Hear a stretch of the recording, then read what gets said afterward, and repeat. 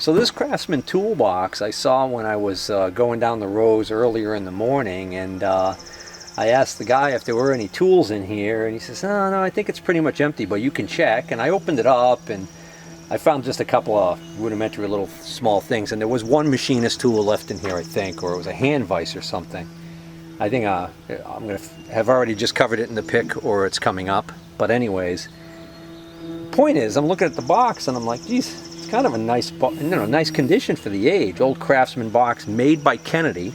The way you can tell when these are made by Kennedy is the pulls have the little diamond in the middle. This is an exact replica.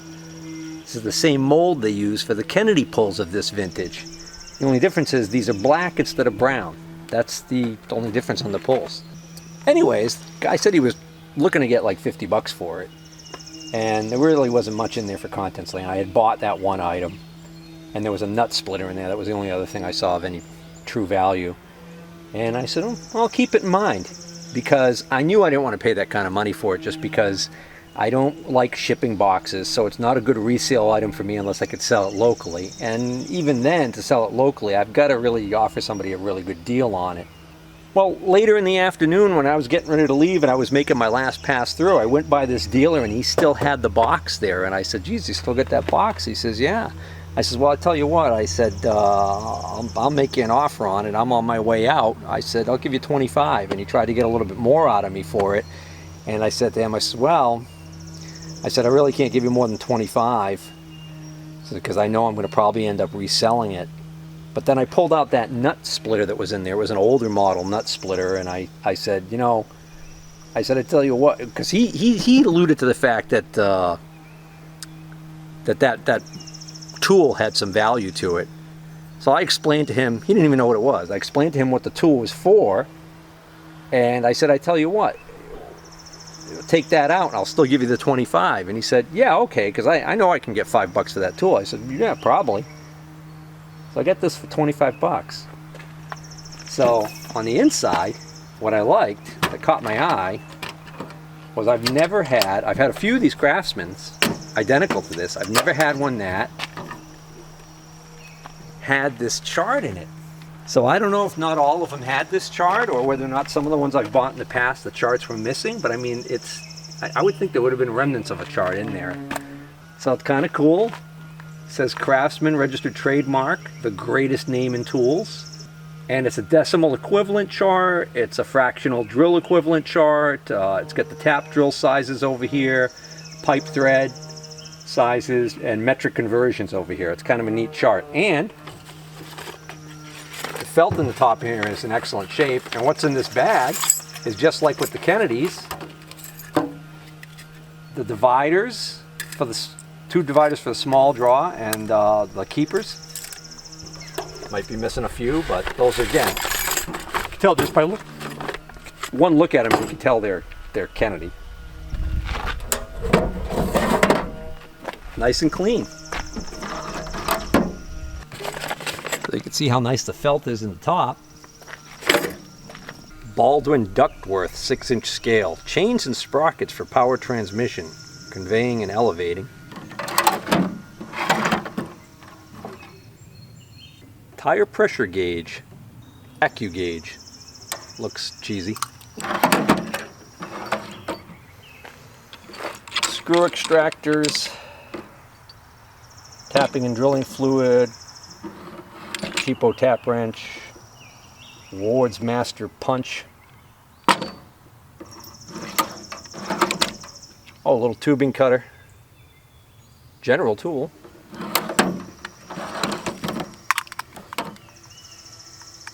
Somebody made some kind of a holder punch type deal here. A bunch of these weird needles for, I don't know if these are for leather work or what they are for, obviously for snaking through very, almost like, I don't know, is this what they use for like sails and stuff on ships? Big giant needles like that?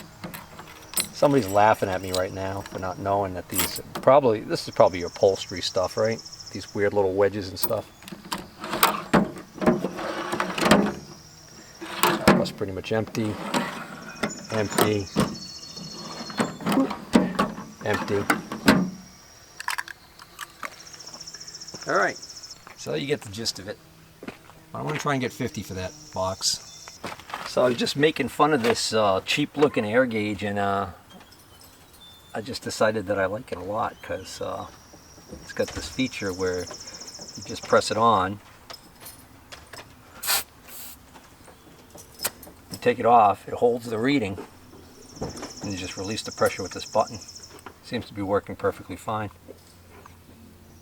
I had a digital one, which I liked, until the batteries go dead in those. On my way out, I passed the dealer who had a bunch of junk in boxes, and I dug into the bottom of a box and I found these welding cables with a stinger and a clamp on the end. Before I bought that, I found this clamp. That's what made me start to dig around for what else was in the boxes. This is a bronze or some sort of a brass alloy welding clamp.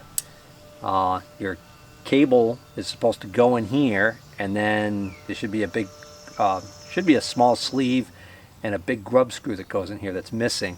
So that's the only thing wrong with this, but I got this for $1, so it's worth it to me to turn this back into something good. And this is a genuine Tweco Products Incorporated of Wichita, Kansas. So Tweco, I believe, is the innovator of these style of push-in quick disconnect type connectors. I always hear these being referred to as Twecos. I'm sure that there's plenty of aftermarket companies making them now. But this is kind of a light duty cable.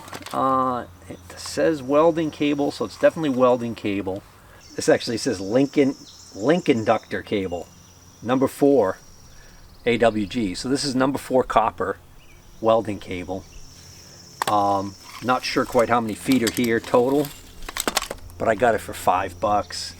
That scrap copper alone is worth more than that.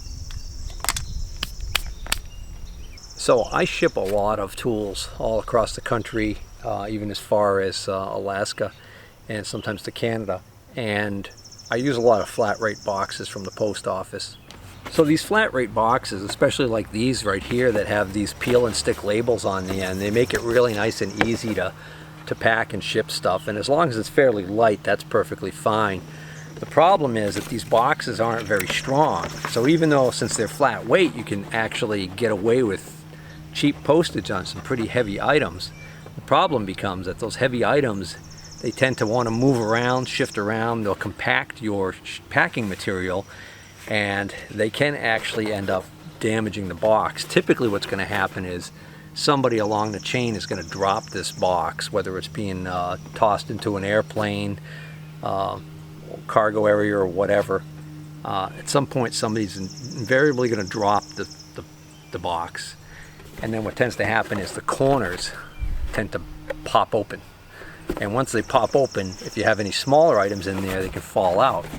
So I buy a lot of packing tape in bulk, but then I also have this packing tape here. This is this almost like a monofilament type of tape.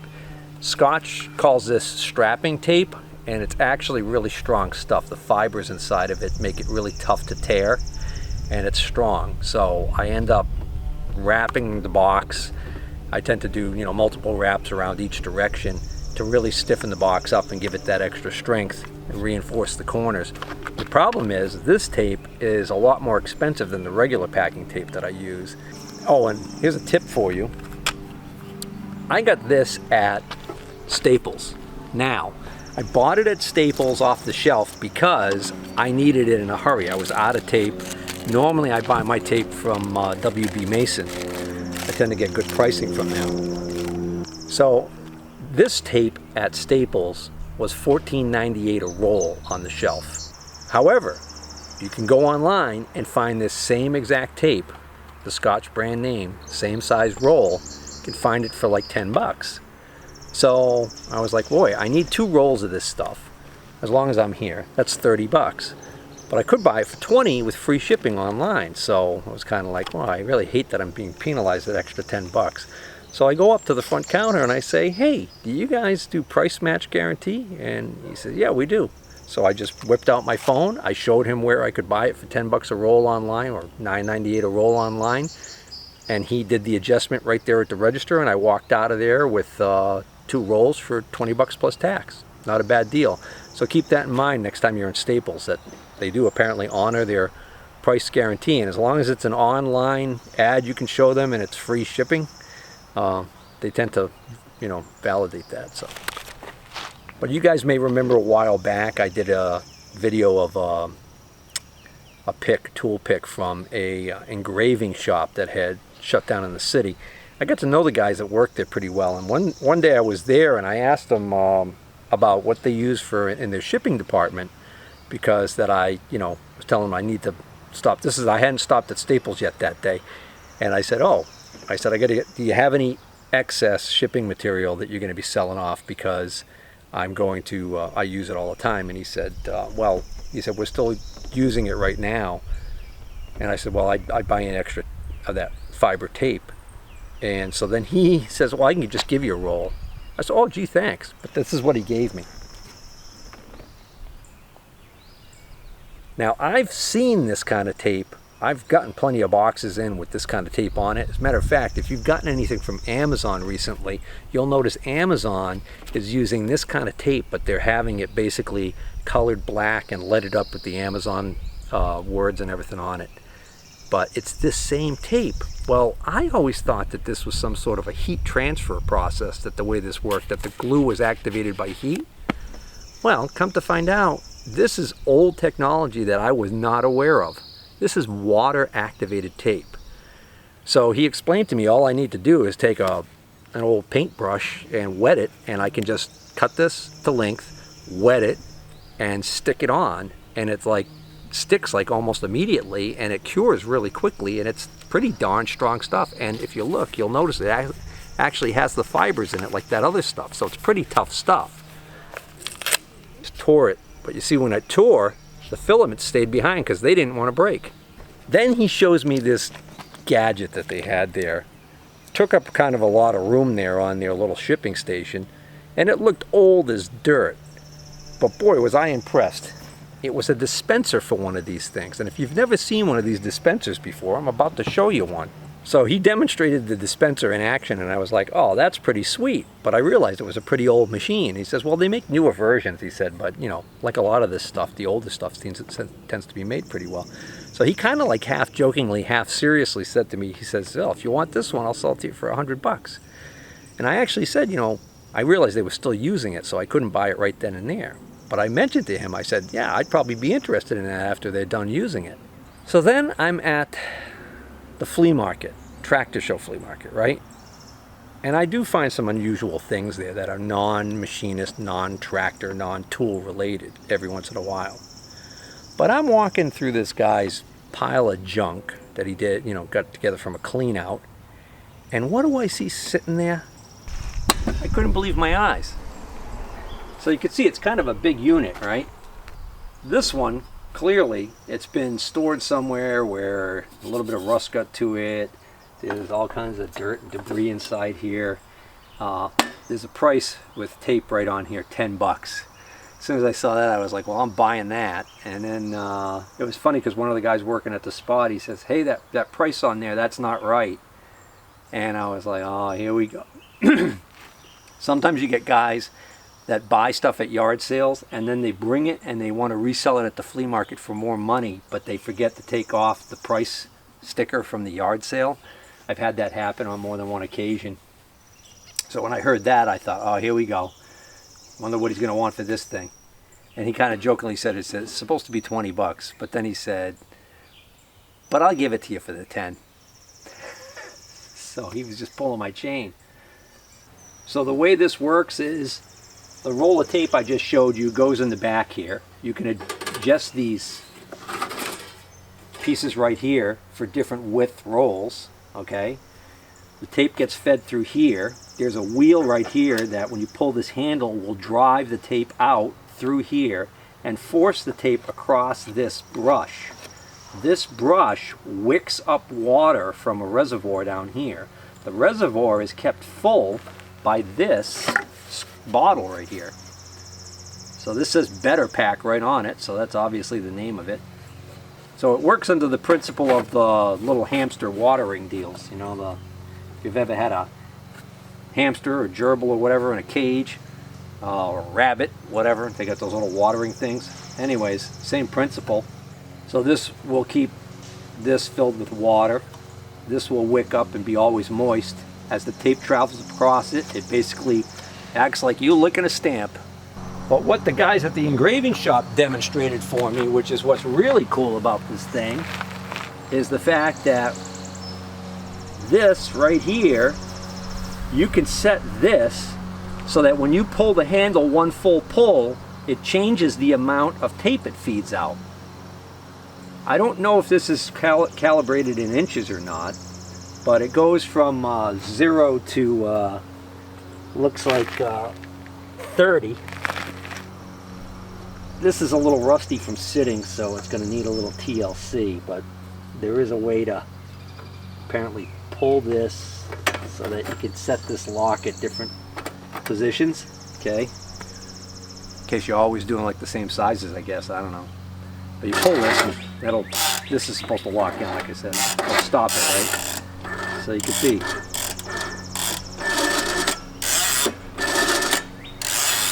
So that'll just zip out exactly the size you need, and boom. So I'm gonna have to clean this up, tune it up, and you know, set it up with that tape. Oh, so I almost forgot. The other thing it does is it dispenses the tape, and then on the return of this handle, it drops this gate down and shears the tape. So this is a blade right here. You can see there's something wrong with that because that just stopped coming up.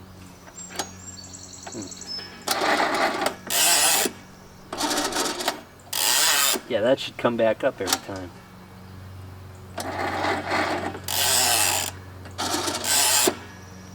Alright, so we might have to do a little mechanical repair on it, but who cares? For 10 bucks?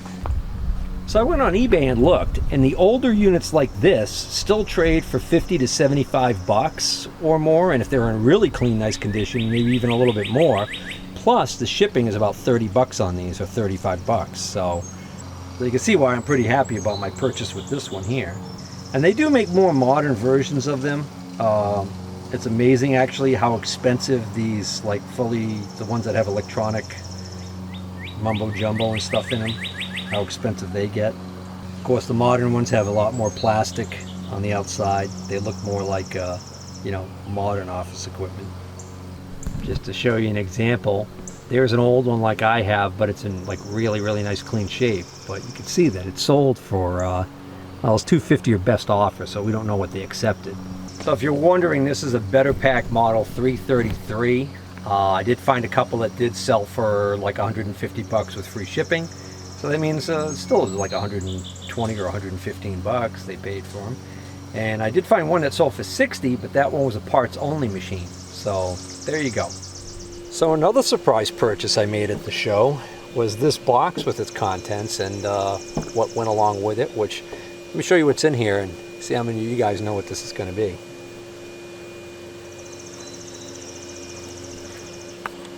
So we've got a bunch of Hardness Standards in here, quite a few. They do appear to be fairly well used. This is a Clark, and then these are Wilsons. Of course, the Rockwell scale is the standard scale for hardness that's been around for like ever. So at first I thought he just had these standards for sale because I didn't see it at first. He didn't have it on one of his flimsy plastic tables. He still had it on the back of his trailer. Get a load of this. So this is my new to me Clark model CR8 Rockwell hardness tester. Basically bought it as is, and not even entirely sure how it all works, but I have seen them use. I think it works exactly the same way as the Rockwell machines, that you end up preloading the part that you want to test, and then once you increase the load, this will actually measure how far the diamond tip penetrates the surface of the material that you're checking for hardness, and then that's how you use it. Something along those lines. But then the standards are there, so you can actually calibrate this for, I guess, the preload that you want. So I don't know if they put this tape on here to protect this from getting rusted, but it made kind of a mess. I guess you would call this an anvil, for lack of a better term. I'm sure chemically this residue will clean right off and it should be fine. This is a very precise fit. You cock this the slightest bit, it's not going to want to slide in. Slides in like butter though. This is like almost like a telescopic shield to protect the threads. In the box we have a couple more of these anvils. That one I guess is for small round parts to be sitting on. I don't know if somebody ground that way or if that's how it's supposed to be. This one's got a little point that sticks up. That's a pretty interesting one there. I'm guessing maybe these are the diamond tips. It doesn't really feel like it. Yeah, this says Clark penetrator. That's the penetrator right there, boys.